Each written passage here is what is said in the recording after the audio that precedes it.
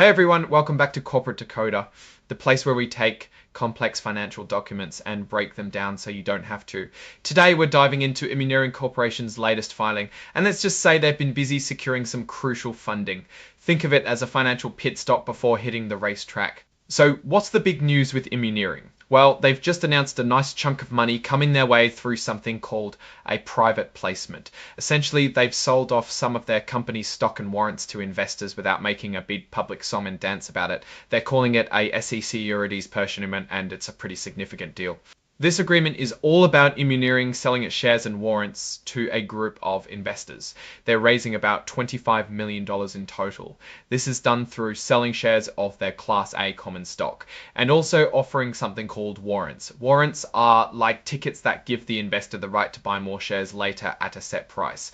In this case, the price is $5.50 per share for these particular warrants. This $25 million figure is the total amount of money they're getting before they pay off any costs associated with making this deal happen.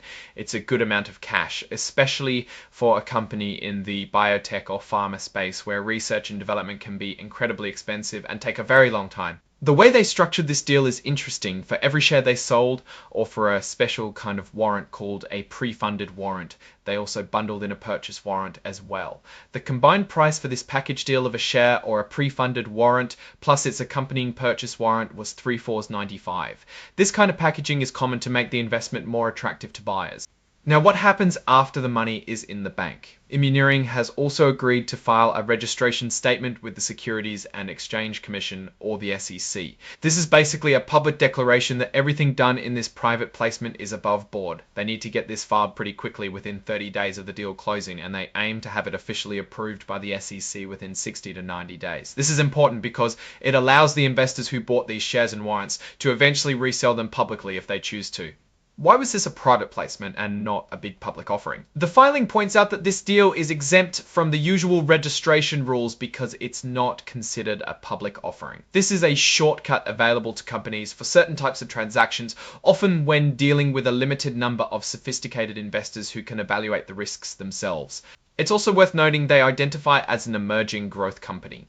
This status allows them to take advantage of certain regulatory flexibilities, like using extended transition periods for adopting new accounting standards, which can be helpful as they navigate their early stages of growth. So who is Immuneering? They are a company focused on developing new medicines, likely in the biotechnology or pharmaceutical sector. Companies like this often have promising drug candidates but need significant capital to get them through the long and costly process of clinical trials and eventual FDA approval. This funding injection is clearly a critical step for them to continue their work. Let's talk a bit more about those pre-funded warrants. These are special types of warrants that are structured to be immediately exercisable and essentially act like shares from the get-go. The reason companies offer these is usually to allow investors to buy shares at a lower price, like the nominal 0.008 to allow investors to buy shares at a lower price, like the nominal law and exercise price mentioned here, while still giving them the economic benefits of owning the stock right away. The regular purchase warrants, on the other hand, have a more standard structure.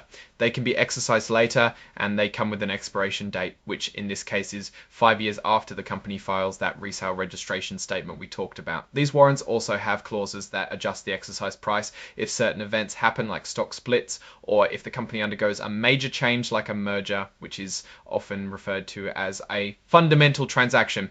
Now, here's a detail that investors and companies often negotiate carefully: the beneficial ownership limitation. With these warrants, there's a cap on how many shares a single investor can end up owning, typically around 4.99%, or 9.99%, or 9.99%, or 9.99%, or 9.99%, or 9.99%, or 9.99%, or 9.99%, or 9.99%, or 9.99%, or 9.99%, or 9.99%, or 9.999%, or 9.99%, or 9.99%, or 9.99% of the company's outstanding shares. This is primarily to avoid triggering certain registration requirements, or to ensure the deal can be structured as a private placement. Investors can sometimes elect to increase this percentage, but there are usually strict rules around it. In addition to announcing the big deal, Immuneering also put out a press release about pricing this private placement. This is standard practice to inform the wider market, even if the specific sale happened privately. Now, like most public companies, Immuneering includes a forward-looking statement section. This is where they talk about their future plans and expectations. They mention things like developing and commercializing their product candidates, the potential of a drug called etebimetinib, and the timing for results from its trials. But this section also comes with a big dose of reality. They're upfront about the risks involved in drug development. This includes the uncertainties in discovering and validating drug targets, finding promising compounds, and the general difficulty in getting new drugs approved. They also highlight that they've had significant losses, aren't profitable yet, and might never become profitable. That's a pretty candid admission. They also touch on their need for more funding and whether they can keep operating. This phrase, going concern, is a big red flag in financial reports. It means there's doubt about whether the company can stay in business for the next year. So this $25 million is clearly very important for their survival. Another risk they flag is competition. The drug development world is incredibly competitive, with many companies vying for breakthroughs, especially in areas like oncology, where Immuneering seems to be focused. Finally, they list out all the documents connected to this deal. This includes the forms of the warrants, the purchase agreement, and the registration rights agreement itself. These are the legal blueprints for the entire transaction.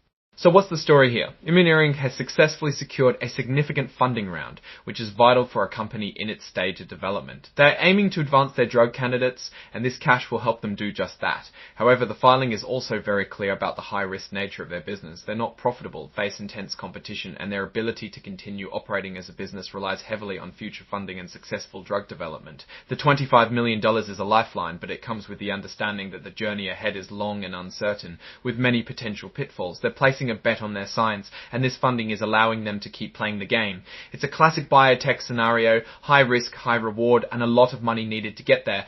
What do you think about Immuneering's funding strategy and their outlook? Let us know your thoughts in the comments below. If you found this breakdown helpful, a quick like goes a long way in supporting the channel, and don't forget to subscribe for more of these deep dives. Also, we have a fantastic Discord community where we discuss these filings and much more, so join us. The link is in the description. Thanks for watching, and we'll see you in the next one.